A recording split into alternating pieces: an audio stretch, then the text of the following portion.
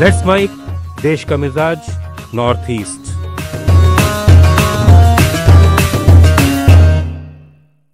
देश का मिजाज, आइए जानते हैं भारत के नॉर्थ ईस्टर्न स्टेट्स की आज की खास खबरें।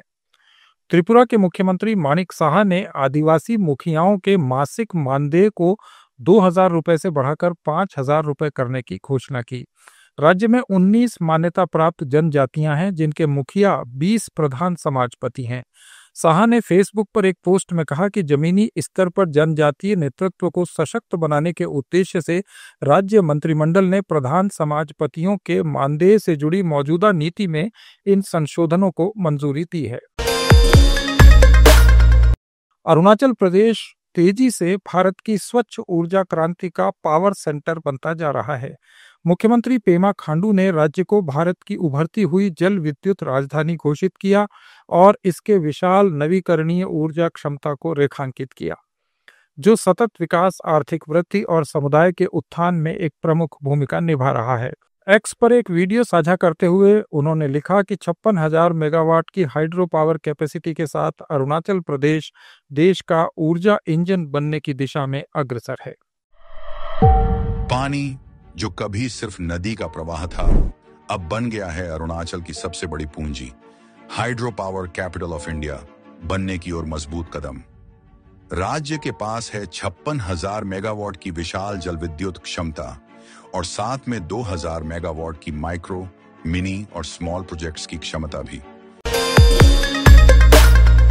पूर्वोत्तर भारत के वैज्ञानिकों और आदिवासी किसानों ने मिलकर केंद्र सरकार से अनुरोध किया है कि अरुणाचल प्रदेश और नागालैंड के राज्य पशु मिथुन यानी बोस फ्रंटालिस को राष्ट्रीय पशुधन मिशन जैसी प्रमुख केंद्रीय योजनाओं में शामिल किया जाए। ये मिथुन पालन के सतत विकास और इस प्रजाति की घटती जनसंख्या को रोकने के लिए बहुत जरूरी है। मिथुन की पारिस्थितिकीय, आर्थिक और सांस्कृतिक महत्ता के बावजूद इस पशु को अभी तक केंद्र सरकार की पशुधन विकास योजनाओं में शामिल नहीं किया गया है। भारत में अभी 3,90,000 मिथुन हैं, जो दुनिया की कुल मिथुन आबादी का 95% है। अरुणाचल प्रदेश में भारत के कुल मिथुन का 91% पाया जाता है। लोकसभा में विपक्ष के नेता और कांग्रेस सांसद राहुल गांधी द्वारा अमेरिकी राष्ट्रपति डोनाल्ड ट्रंप के बर्बाद अर्थव्यवस्था वाले बयान से सहमति जताने पर असम के मुख्यमंत्री हेमंत बिस्वा शर्मा ने राहुल गांधी की आलोचना की है। उन्होंने कहा कि लोग अब समझ गए हैं कि वे बीजेपी विरोधी नहीं बल्कि भारत विरोधी हैं। I think last 7 days has exposed Rahul Gandhi badly. People now realize that Rahul Gandhi is not anti-BJP, he is anti-India. So when Prime Minister is conducting everything very, very gracefully, he is talking to various countries at equal terms.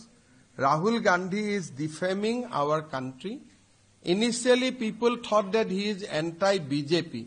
Now people realize he is not only anti-BJP, he is anti-India also. So he stand exposed.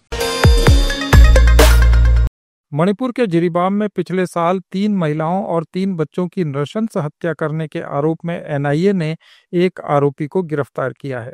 NIA ने इसको सामूहिक हत्याकांड का मुख्य साजिश करने वाला बताया है। मणिपुर में 2024 में जिरीबाम जिले के ओरे बेकरा इलाके में आतंकवादियों ने 3 महिलाओं और 3 बच्चों का अपहरण कर उनकी नृशंस हत्या कर दी थी। शवों को बराक नदी में फेंक दिया गया था। बीएसएफ के उच्च अधिकारियों ने मणिपुर के राज्यपाल अजय कुमार भल्ला को राज्य की सीमाओं पर मौजूदा सुरक्षा स्थिति और क्षेत्र में शांति और स्थिरता सुनिश्चित करने के लिए किए जा रहे प्रयासों की जानकारी दी।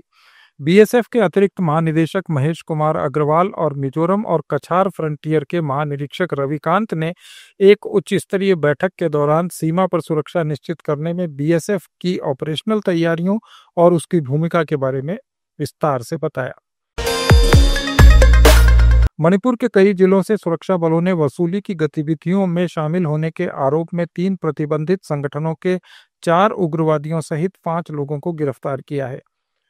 पुलिस ने बताया कि इन पर इम्फाल और बिष्णुपुर जिलों में ठेकेदारों, व्यापारियों और आम जनता से पैसे मांगने का आरोप है। ये थे भारत के पूर्वोत्तर राज्यों के आज के प्रमुख समाचार। अपडेट्स के लिए जुड़े रहिए लेट्स माइक के साथ।